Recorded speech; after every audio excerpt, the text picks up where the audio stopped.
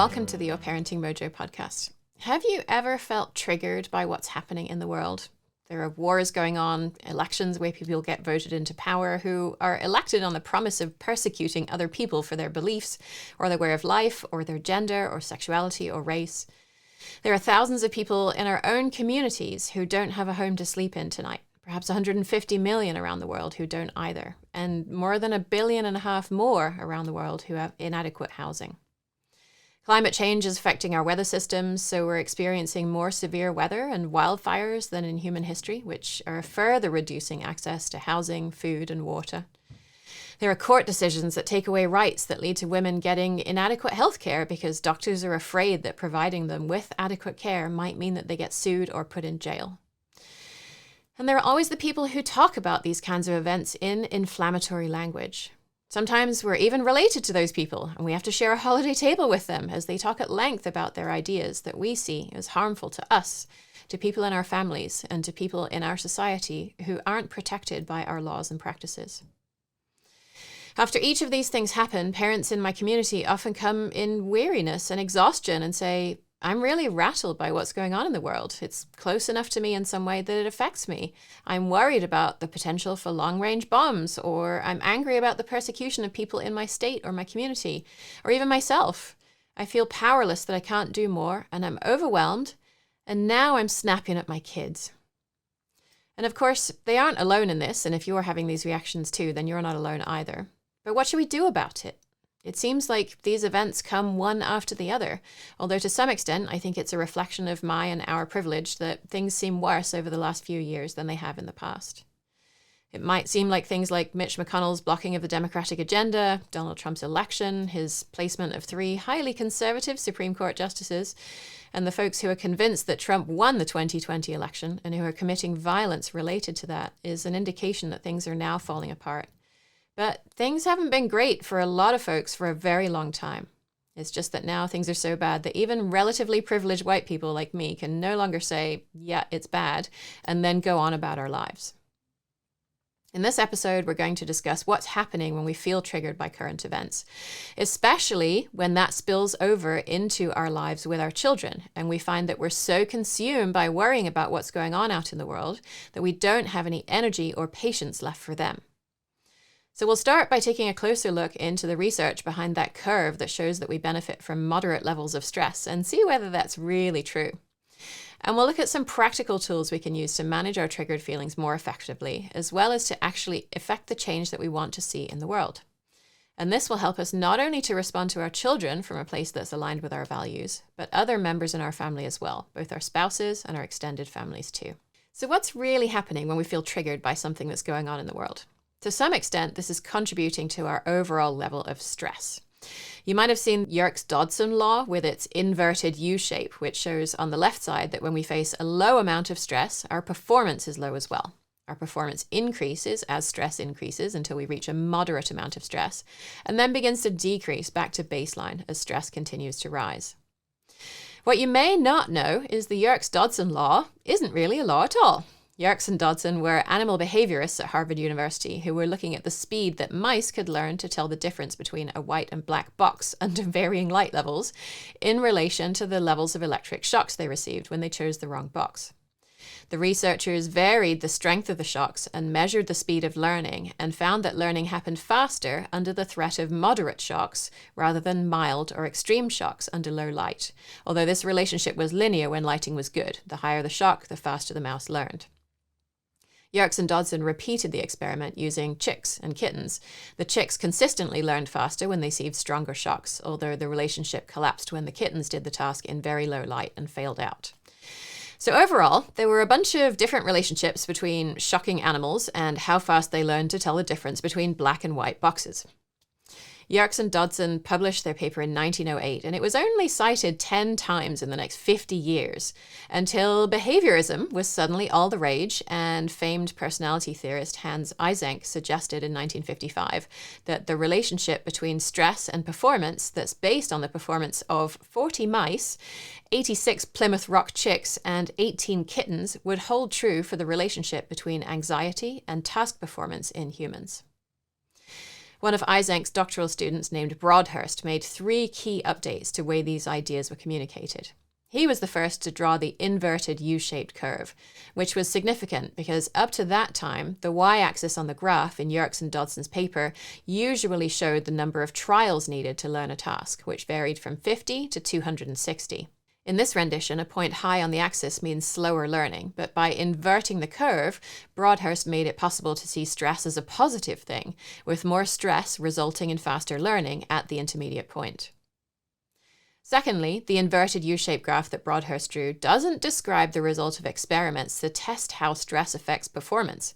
And it doesn't conflate all of Yerkes and Dodson's data either, but is actually the result of a preliminary study of the length of time you need to forcibly submerge a rat underwater before you release it into a flooded maze, and the length of time it takes the rat to get through the flooded maze, and then is extrapolated as if humans experience stress in exactly the same way.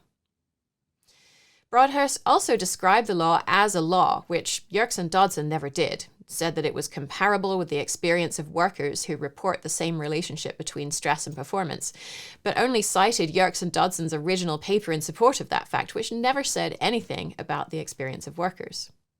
So we have this model that suddenly applies to humans, but without any indication of what constitutes low stress, medium stress, and high stress, because most of the time, stresses in the real world aren't administered as electric shocks or flooded mazes, and we also aren't measuring our performance at telling black and white boxes apart or making it through a maze.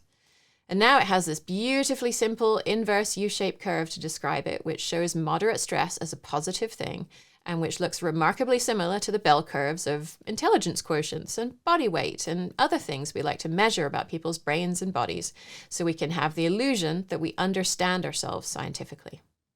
Just seeing something on a graph makes us think we understand it better than we really do, and it makes the idea much easier to describe and replicate, which is why it's still showing up in books today. Does all this really matter, we might ask ourselves? Well, I argue that it does. Firstly, because this work is cited all the time, even in current media. I was recently sent a book for review that talks about the positive impacts of moderate levels of stress and actually draws out a Yerkes-Dodson curve for the reader and goes on to say that, quote, a moderate amount of stress, time pressure, and role conflict can all enhance your creativity. I was pretty curious about that, so I went and checked out the study that was cited in support of that claim, and it was a meta-analysis of 76 experimental studies which found decidedly mixed evidence of the relationship between stressors and creativity. These authors found that yes, the preponderance of the evidence indicates there is an inverted U-shaped relationship between stress and creative performance. Low stress-inducing situations caused increasing creative performance, while high stress-inducing situations caused decreases in creative performance. But, and there's a pretty big but here, 2 kinds of threats were particularly stressful for study participants. Social evaluative threats, meaning an aspect of the self that could be negatively judged by others, including things like videotaping the participants, being told you're being evaluated, or being compared negatively to an individual or group, and uncontrollable elements, where participants couldn't affect the outcomes of the test, avoid negative consequences, stop a negative experience, or succeed despite their best efforts. The more of these kinds of stresses were present, the worse the participants' creativity was. And if we think about it, these are exactly the kinds of stresses we're thinking about when we're being triggered by current events. We aren't looking at time pressure or competition when we're thinking about these world events we find stressful. We're looking at threats to people's identity and things that are happening over which we have literally no control whatsoever. When these kinds of stressors form the background of our daily lives, it's no wonder we have a hard time. Partly because thinking about those events takes up some of our mental capacity, which means there's less mental capacity available for us to dedicate to our children. So why do we find these events stressful? What is it about them that causes us to have this reaction of worry or panic? When we refer to feeling triggered, we're actually using a clinical description. That means the panic we're feeling is connected to trauma that we've felt in the past. If we're feeling worry or panic and it isn't connected to past trauma, then we call that feeling flooded. The experience can be very similar, but if you aren't responding in this way because of trauma you've experienced, then you aren't really being triggered. Since we're now looking at our trauma history, we'll go ahead and use the word triggered. So when we hear about people being disenfranchised so they aren't allowed to vote or their votes won't be counted, it may remind us of a time when in our childhood someone didn't listen to us. Perhaps we had a parent who was an alcoholic or just stressed out of their minds themselves and who used to berate us and put us down and belittle us when we were young, and nobody stood up to protect us. And now when we see someone else's views being ignored and told that they don't matter, it reminds us of that hurt that we used to feel when we were little. Or perhaps we see the news about a Black person being killed as they go out for a run or lie sleeping in their own beds. And perhaps even subconsciously, it reminds us of times when someone who was close to us was violent towards us when we were little and couldn't defend ourselves. The brain is a strange thing, and it copes with these kinds of things in very strange ways. One thing I do want to be cautious about here is equating feelings that white people might be having about these kinds of events with what folks in the Black community experience. I'm not trying to say that white people suffer just as much as Black people do when a white person murders a Black person. Quite the opposite, actually, since the past and ongoing traumas that Black people have experienced as a result of white supremacy probably make this even more triggering for them, but it's not my place to speak to that. It absolutely seems possible for a person who isn't Black to feel triggered when a Black person is killed if it reminds them of massive injustice they experienced in their lives, especially when they were children, and even smaller injustices feel really big. You might have blocked these memories so you no longer have a conscious recognition of what happened, especially if these events happened when you were very young. You might latch onto a sight or sound or smell that happened at the time and that caught your attention, or that perhaps you used to distract yourself from the difficult events. So maybe there were sunflowers on the kitchen table, which was really unusual, or the tap was dripping as one of your parents was violent toward the other one or toward you. And later in life, you might see flowers on a kitchen table or hear a tap dripping, and suddenly it all comes rushing back to you, and you might not even realize why. You might have grown up using power over others as a way to make yourself feel more safe so that nobody could treat you the way that you were treated as a child. But that most likely came at a cost, as you hid the part of yourself that felt small and scared and lonely, and convinced yourself that that part of you didn't exist anymore. It was still there all along, and when current events remind you of what it's like to feel small and scared and lonely, it becomes overwhelming. So when these things happen and we recognize we're in a moment of stress, the classic therapy technique is to practice grounding, connecting with your senses here in this present moment and reminding yourself that you aren't there in that unsafe place anymore, that you're here in this moment where you're safe. And then you work to create a pause between whatever was the triggering event and your reaction, which gives you time to re-regulate yourself so you're no longer reacting in the heat of the moment. You bring a sense of compassion to yourself and your experience, acknowledging that this is hard, which often then further calms you. And then you reappraise, asking yourself whether there's another potential explanation for what happened, whether it's as bad as it had initially seemed, and whether you can believe the story that your overactive left brain is telling you about your experience. And from there, you can respond to your child if it was their behavior that triggered you, or to the current events in a way that's aligned with your values rather than just reacting. If all of that sounds super difficult, I'm not going to sugarcoat it and imply that it isn't. It is. It absolutely is. And that's a big reason why I spend 10 entire weeks working with parents on it in my Taming Your Triggers workshop. In that workshop, we help you to see the real reasons why you feel triggered by your child's behavior and help you to heal from those things. At the same time, you learn new tools for navigating these difficult situations with your children so you can understand why they do the things that drive you up the wall and work with them to uncover their needs that are underneath their behavior and your needs as well. The vast majority of the time, you will find it is possible to meet both your child's needs and your needs, so you aren't triggered as often anymore because you don't feel triggered when your needs are met. We discussed the idea of our overactive left brains with Dr. Chris Niebauer in episode 113 on No Self, No Problem. Our brains spend a good deal of the time telling stories about what's happening to us as a way of trying to understand it. And a lot of the time, the stories it tells aren't really grounded in reality. There's some interesting experimental evidence on this with people who have had the connection between the two halves of their brain cut, which used to be a treatment for epilepsy. Our right eyes are connected to the left side of our brains, and our left eyes are connected to the right side of our brains. So you can cover the person's right eye and show them a message that only their left eye sees that says stand up, and then they go ahead and stand up. Their right eye didn't see that message, and so the left side of their brain has no idea why they stood up. But then you verbally ask them, why did you stand up? And because our language centers are in the left side of our brains, we're asking the left brain something it knows nothing about. And those people will say something like, oh, I stood up because my leg was stiff, or I was thirsty, so I was going to get a drink. Obviously, neither of those things are true. The person stood up because they saw a piece of paper telling them to stand up, but their left brain didn't know that, so it made up the best story it could to explain what the body had done. Our brains do this all the time. They remember all the stories we've told ourselves in the past, and they use that information, plus the limited information we have about this new situation, because we can never know everything there is to know about a situation, and they make up a story that fits the new information into what we already know as best we can. And of course, the view our brains have is a biased view. It's distorted by all the things that have happened to us, for better or worse. If we had a stable life as a child and felt confident that most people in our lives were basically good and looked out for us and had our best intentions at heart, then we're more likely to interpret an ambiguous situation today as being not so bad. Yes, it might be difficult, but if we didn't feel judged by our parents or caregivers or other people who were important in our lives, and if we had a sense of autonomy, which meant somebody would listen to us and try to understand us, and our ideas would actually have an impact on what happened to us, then it probably won't rock our world.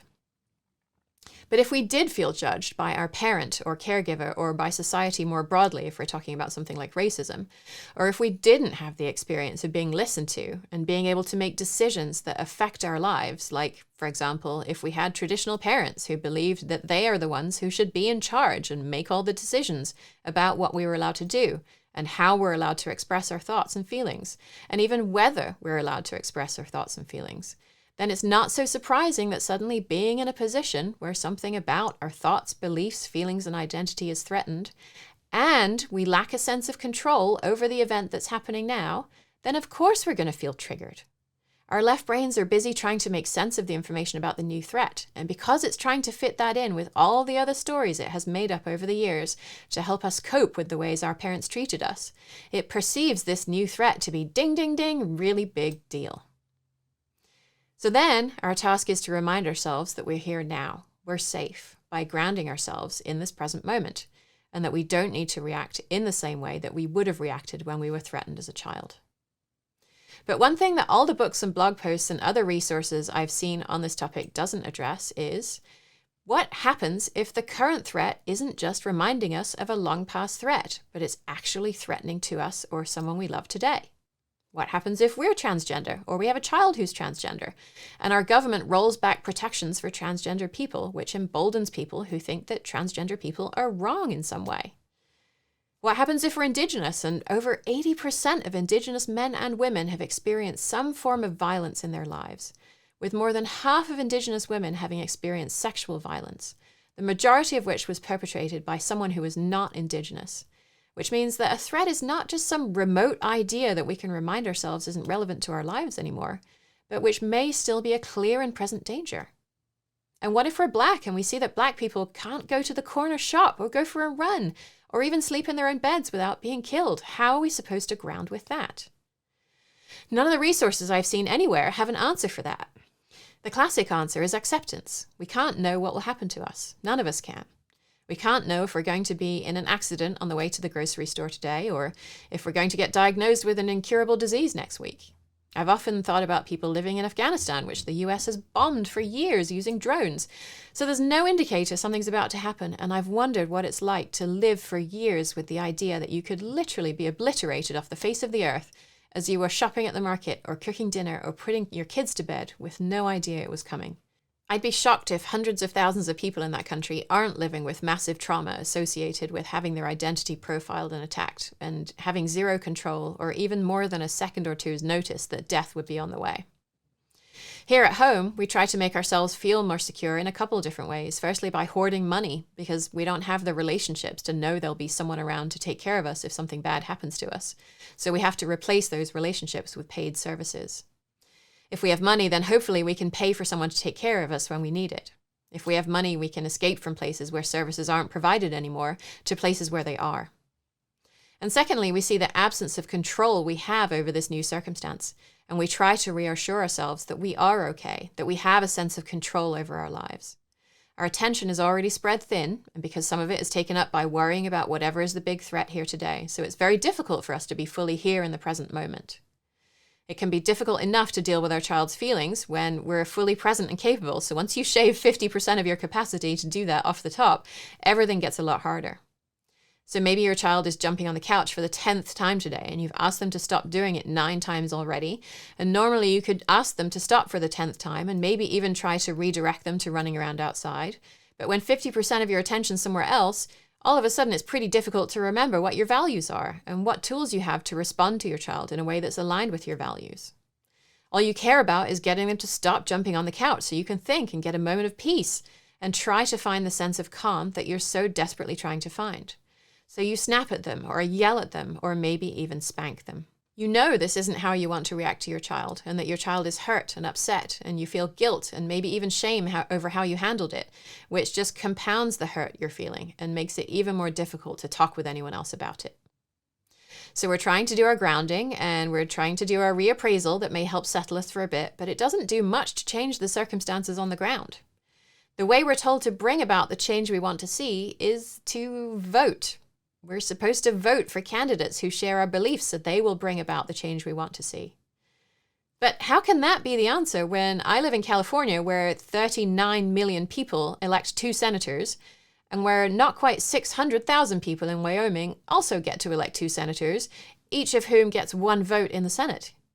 How is voting the answer when one party talks about finding compromise and the other systematically disenfranchises people who don't vote for them? How is voting the answer when ultimately money is the thing that decides who gets into power and the decisions that they make when they get there?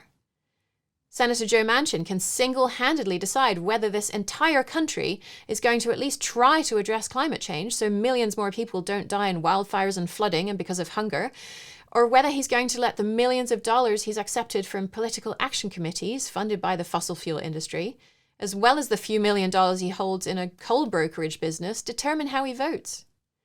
In 2021, he made a little over $500,000 from these holdings. It's sort of wild to think the fate of human history could be decided over $500,000 a year. It's sort of like, couldn't someone have paid him double that to vote for the climate bill, which of course would be illegal, but somehow profiting from holdings in companies affected by the climate bill and accepting money from fossil fuel companies isn't illegal? It just boggles the mind. So what are we supposed to do here? Practice mindfulness and vote? I mean, honestly, I think this is what our culture wants us to do because each of these practices is an individualistic solution. Mindfulness helps us to cope with a system that's hurting us. It's hurting some people more than others, but it's hurting all of us. Mindfulness makes that hurt less bad. And it's also something we can do by ourselves. If only it was also expensive, then capitalism would support it more. Voting gives us the illusion of control because it makes us nominally equal. Every individual gets 1 vote. But if the way we vote doesn't actually change much about how the country's run, then why are we seeing this as a potential solution? To me, this is where a lot of things clicked into place as I reflect on the episode that I recorded with Professor Dean Spade on the topic of mutual aid. In that episode, we looked at how ineffective individualist-based practices are at bringing about change. Yes, mindfulness can help us to cope. It's an important tool to help us resource ourselves so we can keep going. But keep going for what? So we can vote? So what are we supposed to do instead? Well, that's where mutual aid comes in. As Dean mentioned, folks often reach out to mutual aid groups when they need help. They're being evicted or threatened with deportation, or someone's trying to take away a legal right of theirs and they ask for help. And Dean's point is that mutual aid groups offer that help when they're vulnerable and then say, well, you came for the aid. Would you be willing to stick around to do something about this systemic issue? Because it isn't just you that's struggling with this, and you're not struggling with it because of some flaw that you have, but because the system is rigged against you. Mutual aid recognizes that people who reach out for help aren't people who need rescuing. They're people with valuable skills and knowledge. I think back to a book I read a while ago about people living with pretty severe mental illness in a residential home who were getting traditional treatments, and they all had myriad diagnoses because the person who ran the home needed to justify every treatment they received so the place could get reimbursed. The administrator ultimately got sick of dealing with the administrative crap that wasn't really helping her to serve the residents and asked the residents what they wanted to do. And they completely transformed how they saw themselves and each other. They made a lot of plans for how they were going to work together. They started a snack shop to raise funds to take a trip together. They even consulted with the local police force to create a guide for how the police should work with people with mental illness. They weren't suddenly fixed, but they had meaning and purpose in their lives, and they were functioning at a level that nobody expected them to when they were only viewed through a lens of the things they couldn't do and all the ways they were broken.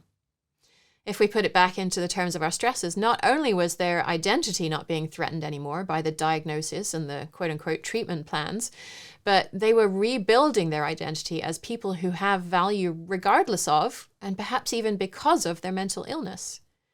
They were also building a sense of autonomy. They weren't just passive individual recipients of mental health services. They were active agents in their own lives who built something to help themselves in community with others.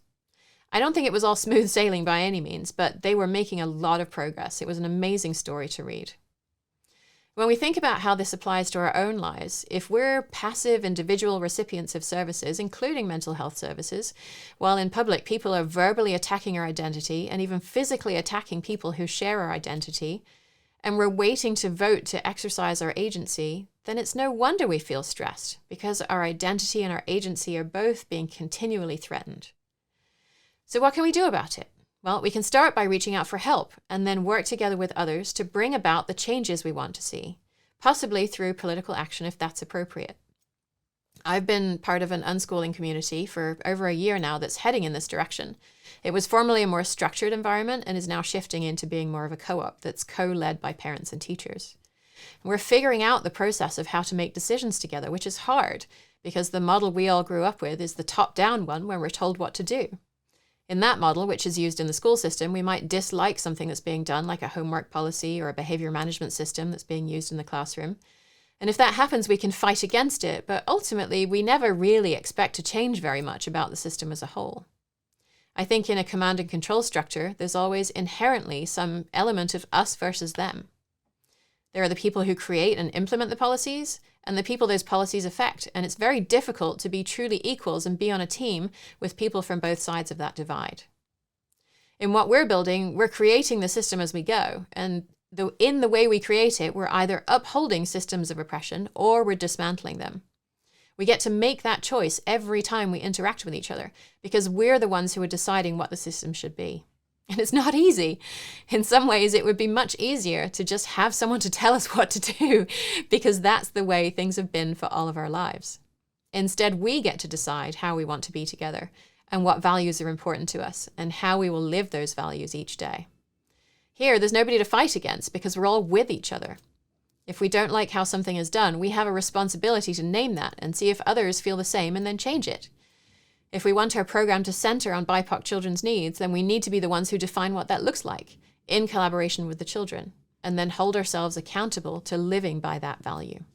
It's really hard work, and while it doesn't threaten our identity, I think it can cause us to question our identity as we investigate how the ways we show up in the community are perceived by others. I see that as a good kind of hard work, and absolutely it creates a sense of agency in all of us because we are the ones responsible for creating the program we want. There's nobody to fight against because we are all responsible. To some extent, the model that we're using is a bit different from the activist model that Dean Spade was discussing because I think he sees supporting each other as a necessary step while we work to change a system. And we're saying we don't need to change the system because supporting each other is the work that we're doing. Neither of these things is better than the other, and each one is appropriate in different circumstances. By homeschooling our children, I and the parents that I'm working with are opting out of the school system, so I don't think it makes sense for us to try to continue to change a school system that we aren't part of. But there will be many other systems that we can't opt out of, and that's where it makes more sense to work to change the system. A homosexual person can't opt out of being seen as homosexual. Back in the 1960s, the idea of trying to change the way our culture sees gay people probably seemed pretty overwhelming. I was just reading Charles Duhigg's book, The Power of Habit, which talks about the power of small wins. The gay rights movement had started by trying to repeal laws that used to prosecute gay people, and they failed. They wanted the American Psychiatric Association to stop classifying homosexuality as a disease, but that seemed like an unattainable goal.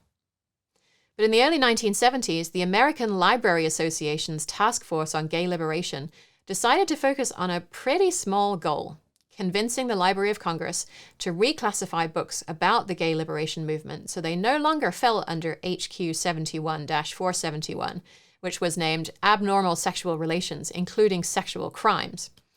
The Library of Congress agreed to create a new category, HQ 76.5, homosexuality, lesbianism, gay liberation movement, homophile movement. On the face of it, what has really changed here? We're putting the books in a different place in the library under a less pejorative title. It needed doing, but was it really a big deal? But changing the classification showed that changing the definition of homosexuality from being deviant to being a normal sexual variation was possible. The small win set the stage for the bigger ones that followed. News of this policy change spread across the country, and gay rights organizations cited this victory as they ran fundraising drives. Openly gay politicians started running in several states, often citing the Library of Congress's decision as inspiration. And in 1973, the American Psychiatric Association did finally remove homosexuality from the Diagnostic and Statistical Manual, so it was no longer considered a mental illness. It would be an oversimplification to say that the single action of sending a letter to the Library of Congress was the thing that made the gay rights movement happen. If there's anything that we've learned about history, is that when there's a single neat storyline, like Rosa Parks giving up her seat on the bus and Dr. Martin Luther King giving a speech, and suddenly racism isn't a thing anymore, then we're missing something big.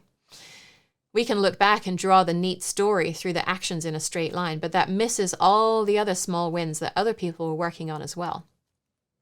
Organizational theorist Dr. Carl Weick says that small wins are fragmentary in nature, and they stir up settings, which means that each later attempt at another win occurs in a different context. They're miniature experiments that test theories about resistance and opportunity and uncover both resources and barriers that were invisible before the situation was stirred up. Big wins require a lot of coordination. Timing is crucial. People may decide they've had enough. They don't want to work on the issue anymore. If one piece fails, the whole thing falls apart. But if we're working on a specific, doable, immediate goal, our sense of autonomy goes up because we can see that we're working on something potentially achievable rather than a massive thing that seems like it may never change. Success or failure become quickly visible. If you're successful, you gain confidence to try for another win. If you fail, you haven't lost much. You can quickly regroup and try again. Carl Weick says, quote, "A small win reduces importance, so we think this is no big deal. Reduces demand, so we think that's all that needs to be done, and raises perceived skill levels, so we think I can do at least that." So if you're feeling overwhelmed by something that's going on in your life or by the news more broadly, what's one small win you can envision actually happening? If you're exhausted from doing so many school pickups and drop-offs, can you organize a few parents to share the load so you only have to be there one day a week? If you hate cooking and don't want to do it as much, can you set up a meal share with a neighbor? If there's a system that you have to use at work that makes your life more difficult, could you get together with colleagues to understand why it's being used and devise an alternate that works better for you while addressing your boss's concerns? If you hate that there are never changing tables available in the bathrooms of businesses you use, and particularly in the men's bathrooms, could you write to the locally owned businesses or franchise businesses who actually have the power to make decisions about their one or few restaurants to ask for what you want? If you are able to hold a regular gathering in their restaurant so they can see you're not just an antagonist, but a supporter, then so much the better. Same goes for the gender labeling of bathrooms. If you're angry about the treatment of refugees, where are the refugees in your community? What resources do they need? What resources do they have to offer to the community? What policies make their lives especially difficult? And how could you imagine making a tiny change to one of those policies? Working with the refugees, who are people with agency and ideas and resources themselves. What are some of the ways that things are described and classified and done that make things more difficult for you and the folks around you? And how can you change these on just the tiny local level in your community? And then let other folks know about your success so they can work on changing them in their communities too. And this stirs the pot, so the next effort to make a change is happening from a different baseline, with a different set of conditions, which makes new things seem possible that hadn't seemed possible before.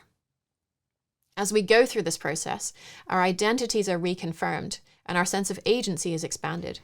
When we combine this with our mindfulness practices, we find ourselves better able to cope with the challenges that life throws at us. And we aren't just waiting around for things to change and for our chance to vote for someone who will do something differently.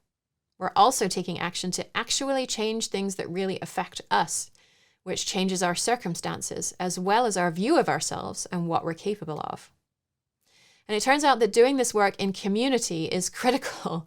When I asked Dean Spade about whether he gets overwhelmed by the many mutual aid projects he works on, he said he doesn't really, because being in community with others and working on projects to reclaim our agency is actually healing for us. It isn't something that depletes us, it's something that restores us. I see all the time the ways that people make huge progress on their healing journey when they're in community with others. I'm thinking of a particular exchange that happened in the Taming Your Triggers workshop that started last February, and both of the parents who were involved in it gave me permission to share it with you, although I'm abbreviating their names to S and C. So we have a space in our private community where parents can share the successes they're having along their journey, and one parent, C, had posted because she had agreed to play soccer in the house with her 6.5-year-old son for 20 minutes. And when the 20 minutes rolled around, he got very upset and told her that she didn't care about him. And C reminded herself of the tools we've been learning, and she connected with what her need was, which was for some rest and to stop running around. She offered to be a goalie for her son, but he still wasn't happy about it and continued to protest. And she reminded herself she's allowed to have this boundary, and he's also entitled to have his reaction. It wasn't her job to fix, heal, squash, or otherwise make his feelings go away any sooner than he needed them to. She was able to sit through his upset without becoming flooded or triggered, which was a new experience for her because up to this point she was able to start off calm, but then she would later snap because her calm approach wasn't, quote unquote, fixing him soon enough. She said it didn't take long for him to move on and get out a book for them to read together. And a whole bunch of parents chimed in on that post to say that they saw echoes of their own families of origin in this interaction. One of whom was parent S, who quoted what C had said about snapping because my calm approach was not fixing him soon enough, and said, "Thank you for just expressing so perfectly one of my triggers. Sometimes it's so helpful to read how someone else is processing and making sense of things." And then C, the original poster, responded with a heart emoji and said, "I don't even think I had thought of it as a trigger worthy of writing down until you framed it as a trigger. I knew it was something that bothered me, but now I see it falls into the major categories of things not going my way and being out of control, and perhaps overlaps a bit with having to re-explain myself and not being understood." And I chimed in and said that this is how learning happens in community and that it makes my heart sing. And then S wrote back and said, "I definitely related to the loss of control part. I've been thinking on it more, and for me, when I'm faced with these ongoing sad and dissatisfied feelings and outpourings from my kids, when I'm being calm, I think there's a couple of parts. One, there's the perfectionist/good girl in me, whose thoughts sound like, but I'm doing everything right. I'm staying calm. I'm saying the right words. I'm being a good parent. Why isn't this working? Why aren't they calm and happy?" And then two, the childhood part of me where I wasn't allowed to have sad or dissatisfied feelings and express those to my mum, as she would later become either more upset than I was or irritated and angry. I've now been recalling memories of when I was very little, when my mom would say, "Stop being silly," if I was crying over something she viewed as unimportant or silly. Or if I was sad or emotional, she might say, "I think you're really tired." And then she responded to me, "Yes, it's been so amazing and interesting having other people put into words my experiences that I'm still figuring out and processing. It really speeds up the whole process." So if you're finding that you're feeling triggered or flooded by your child's behavior more often than you'd like, whether this is happening because of current events out in the world or things that have affected you in your past or even struggles you're having today, then I'd love to meet you in the Taming Your Triggers workshop. I'll share some new tools with you to help you understand things differently, but as you've seen, a good deal of the progress that parents make in this workshop is a result of the interactions they have with others in the community. In our individualistic culture, it's very common to think that we're missing a piece of knowledge, and when we have that piece of knowledge, everything will drop into place and we won't feel triggered by our child's behavior. And certainly the tools I provide will help, but it's really practicing those and seeing what works and where you get tripped up and processing what you're learning in community with others that is what enables parents to actually take on these new ideas and not just learn them in their brains, but truly believe them and take them on in their bodies. And from there, you become actually able to use them in your real life with your real family. The workshop is open for enrollment right now until Wednesday, October 12th, and we'll all get started together on Monday, October 17th. I've specifically planned the timing of the workshop to wrap up right before the holiday season, because while we have to navigate online vitriol every time we're on social media, In just a few weeks, we're going to be spending time with our extended families, and some of them hold very different views about the world, about current events, and even about our child rearing practices than we do. If you've often found these kinds of events to be triggering or flooding in the past, and you're looking ahead to this holiday season with something of a sense of dread, and you want to be able to go into these interactions, knowing that they won't rattle you in the same way that they have in the past, then the tools you'll learn will help with that too. Just go to yourparentingmojo.com/taming your triggers to sign up, and I will see you there.